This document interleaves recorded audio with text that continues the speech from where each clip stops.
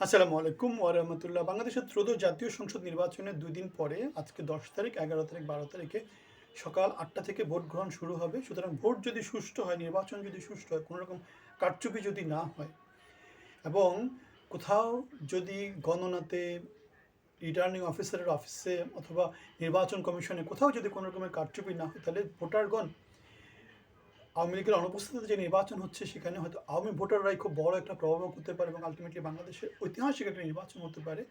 কারণ এই নির্বাচনের মধ্য দিয়ে BNP Awami League, BNP Awami League, BNP Awami League যে চক্রটা ছিল সেই চক্রটা ভেঙে দিয়ে জামাত ক্ষমতায় চলে আসতে পারে এবং জামাত ক্ষমতায় চলে আসলে সেটা বাংলাদেশের জন্য, বাংলাদেশের পরিবর্তনের জন্য, বিপ্লব পরবর্তী বাংলাদেশের জন্য একটা ইতিহাস এবং বিপ্লবের পক্ষে শক্তি হিসাবে আমরা চাই বাংলাদেশে একটা ইতিহাস হোক।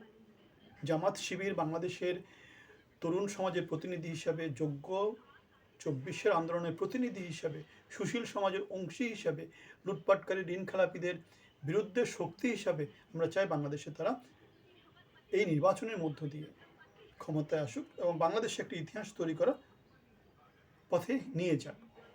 বিএনপির একজন নেতা আছে, নাম হচ্ছে গিয়ে ফজলুর রহমান। সে বলেছে দাঁড়িপাল্লা বিজয়ী হলে সে বিষ পান করে সে আত্মহত্যা করবে। এখন ভোটারদেরকে টানার জন্য নানা রকমের সিনেমাটিক কথাবার্তা তাদেরকে বলতে হয়, খুবই স্বাভাবিক। আর ফজলুর রহমান সে আইনজীবী, সে নানাভাবে নানা রকম করে নানা ধরনের রাজনীতি করেছে। এখন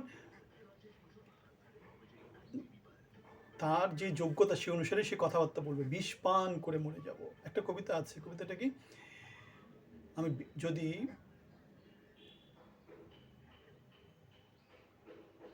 বিষ পান করে মরে যাব। সুতরাং ওরকম কবিতার মতো করে, হুমায়ুন আজাদের মতো কবিতা একটা মনে হয়, ও কবিতার মতো করে সে হয়তো এই কথাটা বলেছে। কিন্তু এটা হয়তো সে মুক্তিযোদ্ধা হিসেবে এটা হয়তো তার আহাজারি, কিন্তু ৫৪ বছরের বাংলাদেশে রাজাকার হোক, মুক্তিযোদ্ধা হোক, বাংলাদেশি হোক, পরিবর্তন কেউ বাংলাদেশে আনতে পারেনি। সুতরাং জামাতের উপর ভর করে বাংলাদেশে যদি পরিবর্তন আসে, ২৪-এর আন্দোলনে জামাত যেভাবে ভূমিকা রেখেছে, সুতরাং এখানে জামাতকে রাজাকার আল বদর এরকম ট্যাগ দিয়ে, বিষ পান করার নানা রকমের পেঁচাল দিয়ে জনগণকে বিভ্রান্ত করার খুব বেশি সুযোগ নাই। আমরা দেখেছি ছাত্র সংসদ নির্বাচনে বাংলাদেশের বর্তমানে আধুনিক সমাজের মধ্যে ছাত্ররা বিশ্ববিদ্যালয়ে পড়াশোনা করছে, তারা প্রচণ্ড স্বীকৃত, পৃথিবী সম্পর্কে তাদের একটা আইডিয়া আছে। সুতরাং আমরা দেখেছি সেখানে জামাত শিবির বিজয়ী হয়েছে।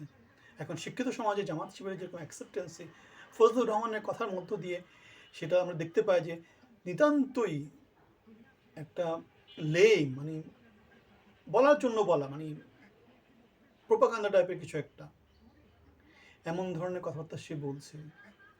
দাঁড়িপাল্লা যদি বিজয়ী হয় সে বিষ পান করবে।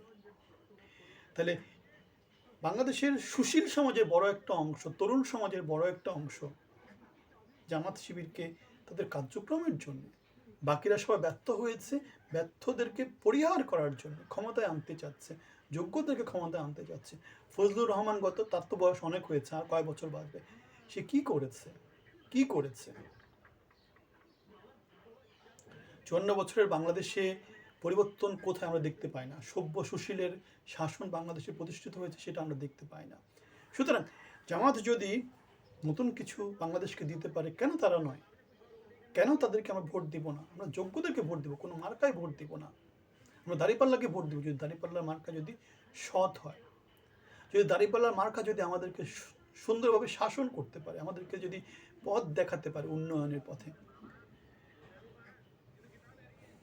সুতরাং আর ২ দিন পরে আমরা দেখতে পাবো কে ক্ষমতায় আসছে, নিরঙ্কুশ সংখ্যাগরিষ্ঠ কেউ আসছে নাকি কোয়ালিশনের মধ্যে দিয়ে সরকার হবে, সেটা আমরা জানতে পারবো। আপনাদের সবার জন্য শুভকামনা। আসসালামু আলাইকুম।